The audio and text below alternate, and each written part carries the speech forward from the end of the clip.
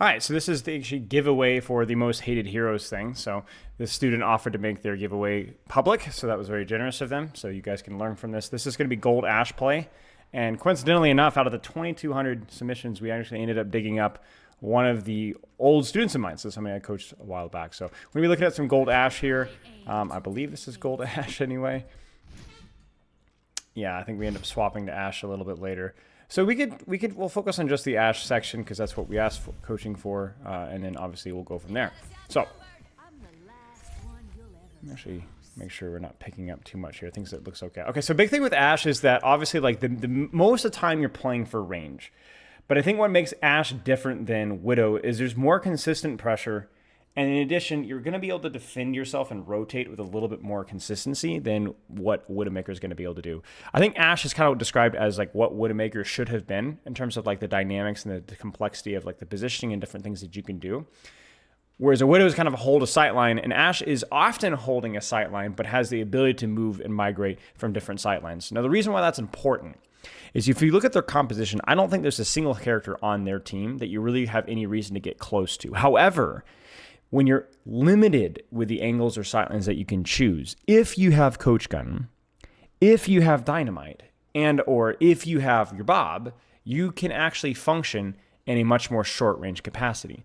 When we talk about like how do you position with characters, everyone knows off angles, everyone knows cover. But one thing that we always need to be keeping in mind is the range with which the character plays. And characters like Ashe are generally classified as longer range characters, but longer range characters that can do things like this, like what you're about to do here, because you have Dynamite. Because a Dynamite does a lot of damage to a Genji, and a Dynamite is closer to land the closer that you are to the target.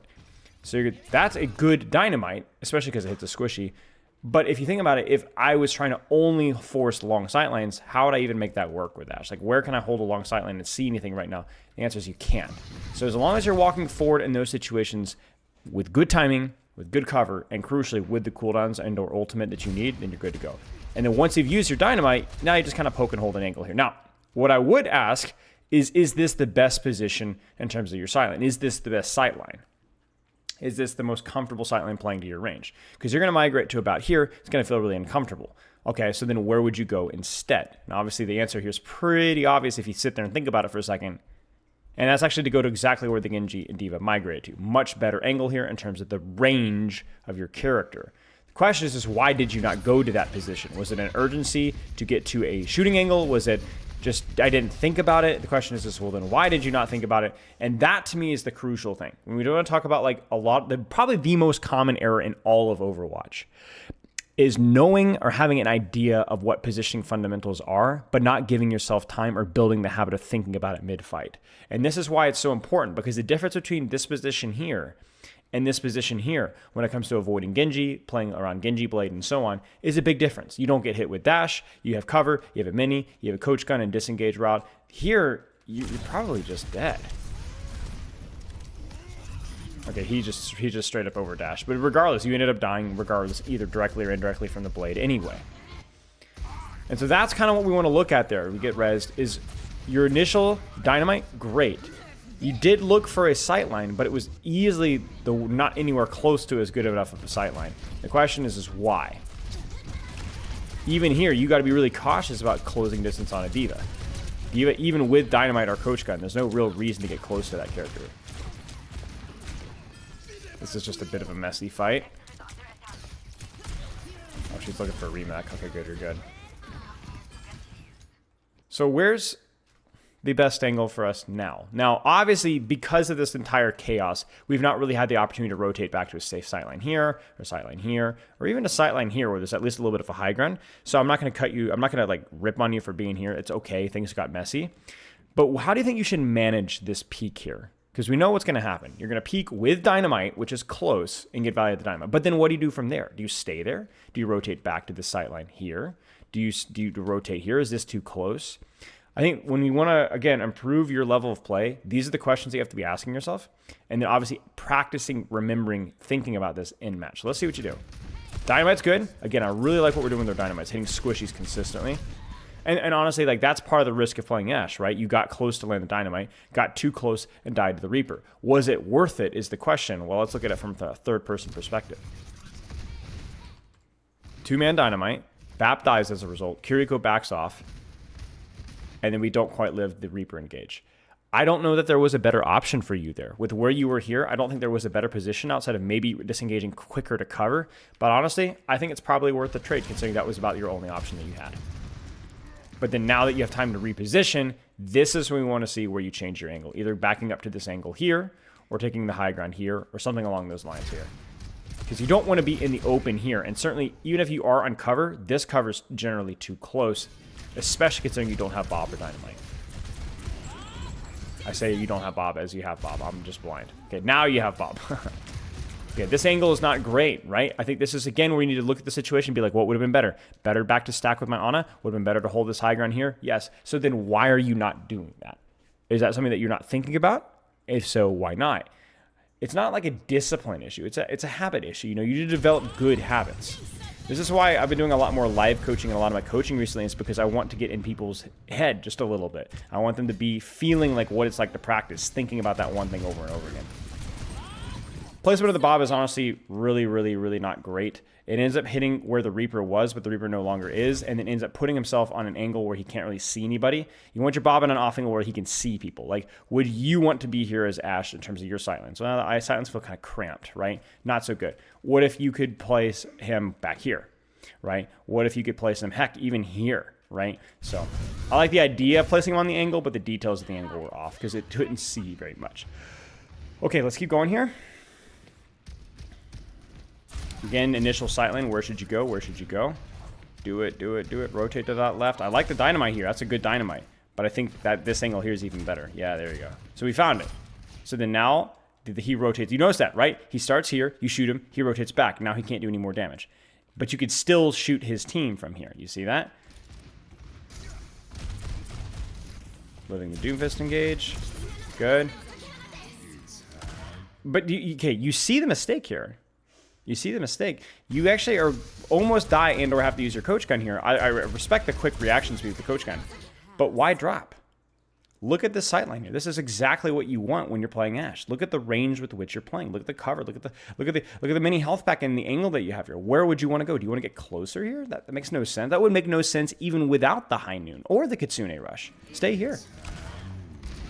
So what ends up happening is though you don't die, it costs you a cooldown, and now it costs you downtime as well. You don't have a good angle for dynamite, you don't have a good vision, and you're not really in a good position. Still, you're a little close. And it's just now have we actually established a relatively okay angle, at which point the fight has already been lost. So it's the same mistake happening, right? This is why positioning matters more than cooldown management. Once you get the very basics of your character, of like knowing what my character does with dynamite and so on, it's really about where you're applying that value.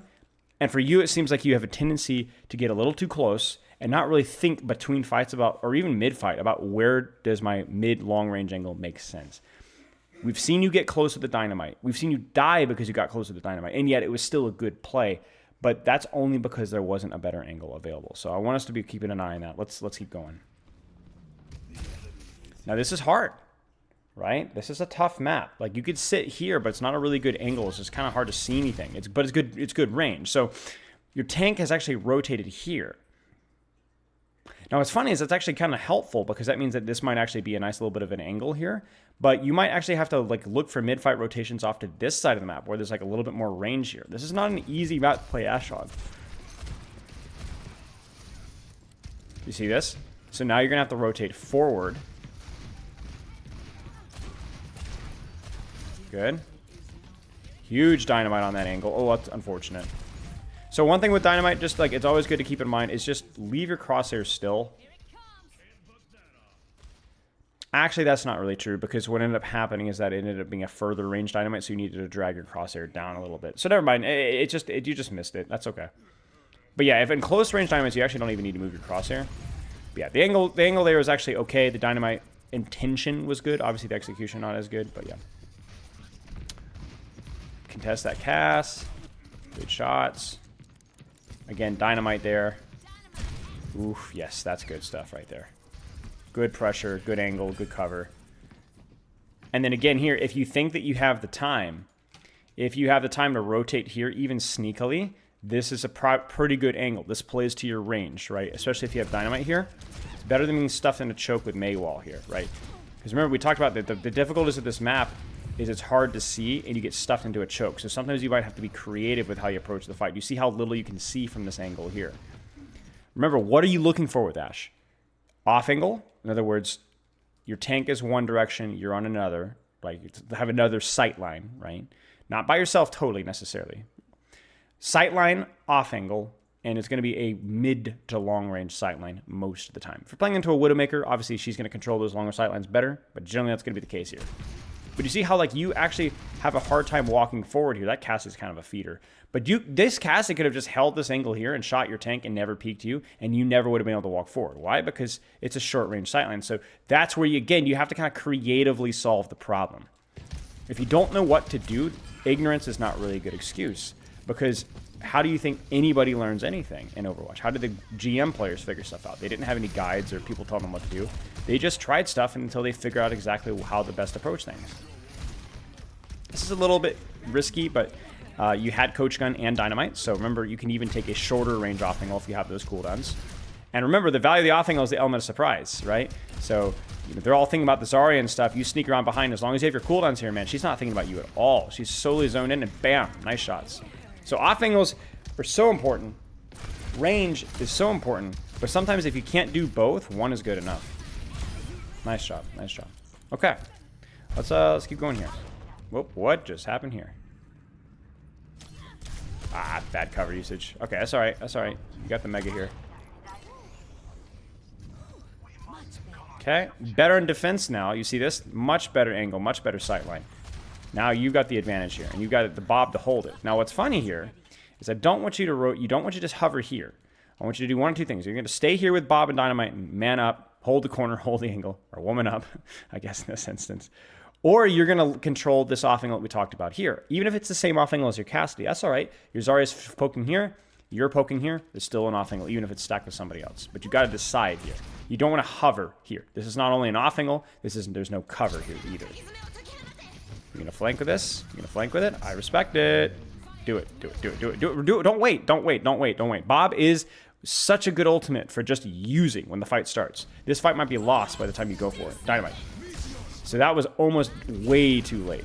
Great play, but almost way too late. That needed to be done earlier because you guys almost lost that fight. Good stuff. Can you get the 5K?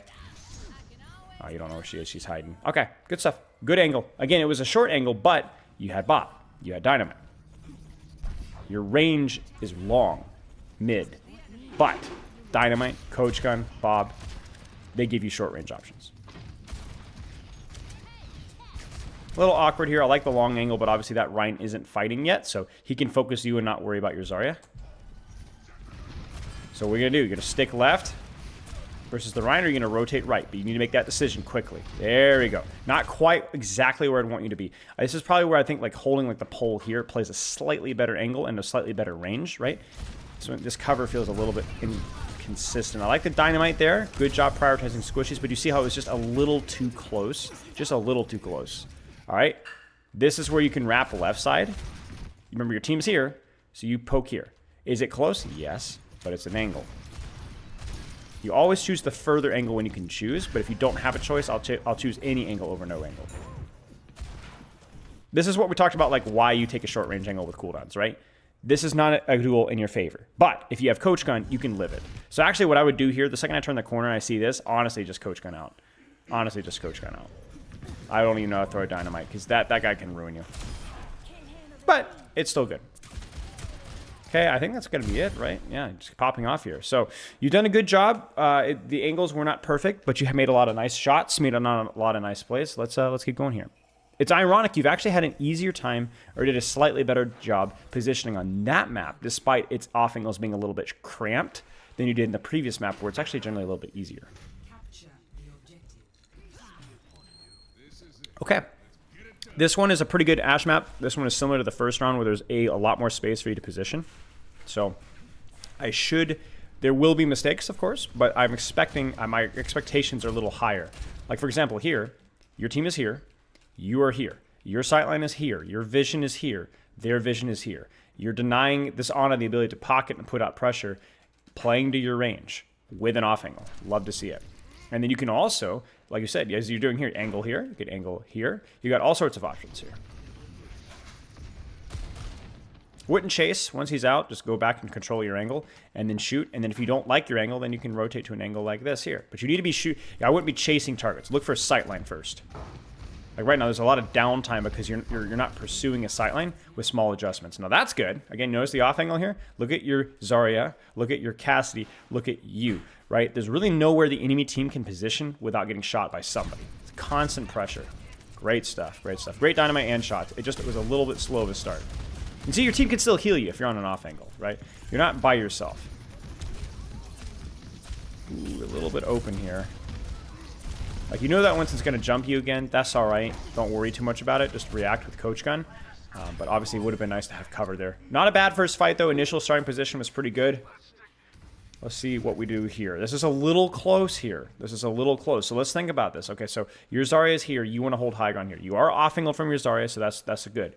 Is there a better starting position here? Is there a better angle for you to play? I know you have Coach Gun. I know you have Dynamite. Is this okay? Should you be close with this? Where else would you go? So let me give you some options. Here with your Zarya, because most of your team is here, so you actually go with your tank this time. Back to your starting position. Where you're at now, but you're hugging the corner and you're ready to disengage and drop out, or where you're at now and you're hugging here. Where you're at now, and I like this one a lot. I actually like this window a lot here. The sight line you got here. This is a really cool little vertical angle that you have, playing to your range and all that kind of stuff. So you might be asking, oh, I never thought about that position. But the thing that's the problem. The problem is not ignorance, unless you just don't play the game at all. The problem is that you're not consistently trying new things. So like when you're between fights here, right? Like let's look at what you did between fights. Instead of just kind of jumping around here, think, where should I go? What should I try? What's a good angle here with Ashe, right? Especially if you play a lot of DPS characters, that could be a challenging thing to do because what works for a Reaper may not work for an Ashe. They have different things that they do. So you're going to need to constantly ask and test things out. And if you're not doing that, you're doing your team and you're doing yourself a disservice. Should be scoping in there. Unscoped is higher DPS, but it does mean you reload faster, so generally only appropriate if you're dueling somebody or just trying to quickly finish a kill. But yeah, this is not only is the angle here is not great, it feels a little close now that you don't have Dynamite. And also your biggest thing is that you're just totally exposed in terms of cover. So this nade, now there's your downtime, and now this Winston might not, oh, if that Winston had jumped you, you were dead. But it's a mess. You notice that like a lot of this fight feels like a mess. And we could blame things like target priority and don't chase the Winston and, you know, use cover. But the biggest thing is that you just didn't have a position. We talk about Ashe. Ashe is, in my opinion, maybe the strongest. I mean, you see, like, this chaos is still rolling. There's really nothing to say here, right? But Ashe, I think, is this most potent DPS character in the game. Maybe the most potent character in the game up there with Zenyatta when she can set her feet and not have to move around. So if you're having to rotate a ton, especially if you're not being dove, that's a problem with your positioning. If you're being dove, okay, that's fine. But even being dove, you can help mitigate some of that problem, some of those problems. And again here, like, there's not a whole lot to say. This is a bad position. It's too close. You didn't have Bob yet. You just used your Dynamite, so you don't have your Dynamite. You're standing in the open. You don't really even have a good sight line. Now you have your Bob, so we need to be using that now. Even with Sleep Dart on the table here, I still think it's worth it to Bob there. Because it will still do the damage. It will still force Sleep Dart to cause chaos and force cooldowns. And then it will still shoot. The Sleep Dart will not last for the entire duration of Bob either. So you'll get the last few seconds of Bob as well. I think waiting all the time for Sleep Dart can be very inconsistent and can feel bad. Good Bob. Get the Dynamite out there. A little late with the Dynamite. That would have secured 2 kills if you did that Bob. That's all right. The Bob, or the Dynamite, excuse me. The Bob itself was good. I like the off angle. But you notice, again, that like how stressful the last 2 fights have felt because you've not really had a position or an angle to plant your feet. Right? It's not easy. Of course it's not easy. But you're better than this. I'm sure of it. And that's a lot of comes back to your between fight thought process. Your between fight work. What are you doing between fights? Good angle here. Good shot. Good try with the Dynamite. You are down 1, so be careful. That's bubble. I like the angle here. Really nice sightline, especially with your team pushing this way and you holding this way. Like, where can the enemy team, if they back up this way, they walk right into your sightlines here. So then you see that right there. Bam. Hold the cover, just shoot. Hold the cover, just shoot. I think you're thinking a little too hard about your Dynamite there, but that's all right. And you see the cover usage, right? It just needs you to be here. You don't need to be standing out in the open here. Look at it from a third person. Imagine if you were in combat, right? Like, and this is how you're positioned, right? I mean, that's just insanity, right?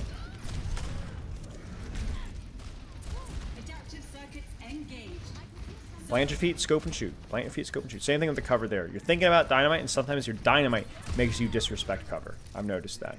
Little habit to keep an eye on. This fight's pretty much lost because, frankly, you... Oh, well, maybe. Frankly, your angles and your positioning felt a little bit silly. Even this here, I think that you don't really want to walk to point here without your cooldowns or dynamite. So just be careful. All right, last fight here. Let's make this work. Our team is kind of getting staggered out the wazoo here, but oh, there we go. That's a big kill. Plant your feet and shoot. Plant your feet and shoot. Oh dear. You can kill him.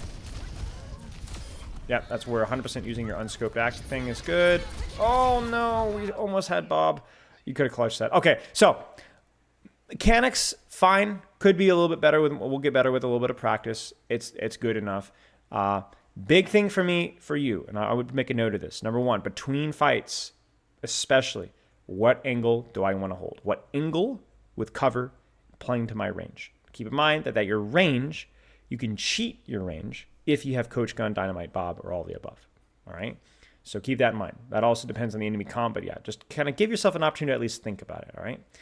Number two, I want you to keep an eye on your cover usage, especially when you're using Dynamite. And that's pretty much it. I think the Bobs were more of a consequence of your positioning being bad. I think your Coach Gun usage was fine. I think the movement and target priority for the most part for you was quite good as well. But I think there's lots to work on here. Let me know if you have any questions. And I appreciate your feedback. Like, obviously, you filling out the form was immense helpful for the project. So that's all I got.